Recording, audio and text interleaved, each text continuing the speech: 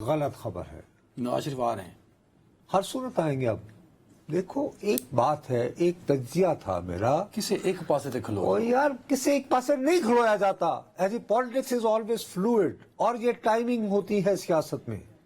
Okay, ان کے پاس بہت آسان کام تھا. دیکھیے 21 اکتوبر کو ان کی جو آمد کا جو فیصلہ ہے ہاں وہ اعلان کیا تھا شہباز شریف صاحب نے کھڑے ہو کر ایون فیلڈ میں, لندن میں. ٹھیک. ہاں ہم نے اس پروگرام میں جب ڈسکس کیا تو میں نے کہا یار وہ کلپ دیکھو, اور آپ نے کہا وہ ہائی جیک ہو گیا. یہ شہباز صاحب اعلان کر رہے ہیں اور میاں صاحب اس سے لا تعلق ہیں. اور میں نے کہا کہ یہ شاید میاں صاحب نے اس وجہ سے موو کی ہے, کل کو نہ آنا پڑا تو میں کہوں یہ شہباز کہہ رہا تھا. بٹ اس کے بعد انہوں نے کلیریفائی کیا چیزوں کو. سر دیکھیں التجا تو سن لو نا. ہاں اس کے بعد ان کی ایک بات آئی, وہ اب وہ پتہ نہیں وہ ٹیسٹنگ واٹر تھا یا کیا تھا, احتساب والی. احتساب والی. جب وہ آئی تو شہباز صاحب یہاں آتے ہی واپس دوڑے.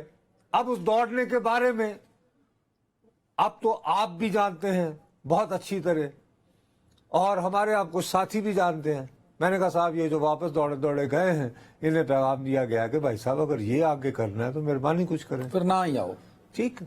یہ واپس گئے. اب اس صورتحال میں اگر میاں صاحب واپس نہیں آتے تو میسج یہ جاتا کہ میاں صاحب ڈر گئے. میاں صاحب نے بیان سن لو نا یار بابو. جو پہلے جو میں یہ کہہ رہا تھا کہ سب سے پہلی بات میرا پوائنٹ یہ تھا, مجھے التجا کر لینے دو اس کے بعد تم کنفرنٹ کرو.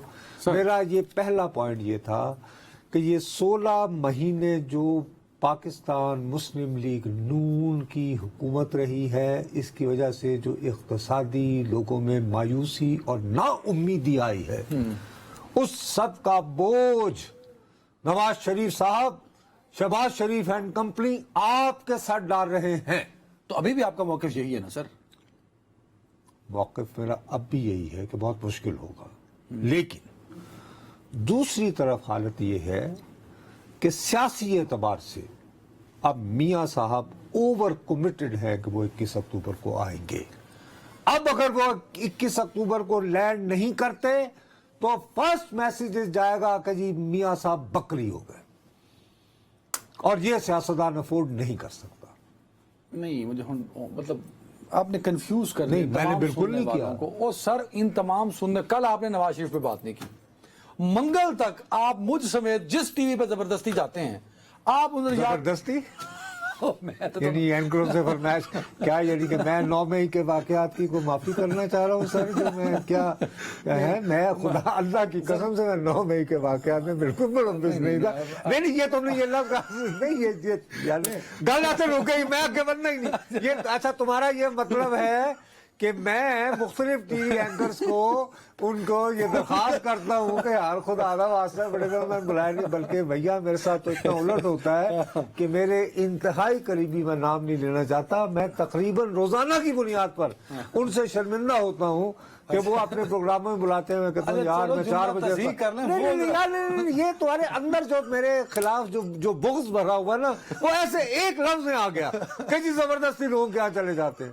تو یار بات یہ ہے, میں چاہتا اور تو میں تحریک انصاف تھا سمجھے کہ میں تمہاں ہم نے زبردستی کہ جی میں نے بلاؤ, میں نہیں جی میں 9 مئی اللہ کے رضا میں بہت کیا بات کر رہے ہو یار, اور خدا کا بات ہے ٹاک سم سینس, وہ عقل کی بات کرو. اچھا ہوتا جی بھی یار حد ہو گیا تمہارے والی, ہوتا تو زبردستی ہنسی مذاق یار اپنی جگہ ہے, لیکن یہ ہاں میں دوبارہ کہہ رہا ہوں, میں ریپیٹڈلی کہتا رہا ہوں اور میں دوبارہ اون کرتا ہوں کہ میں ریپیٹڈلی کہتا رہا کہ توتیا من موتیا اس گلی نہ جا. میاں صاحب پیاز کی کہہ رہے ہو؟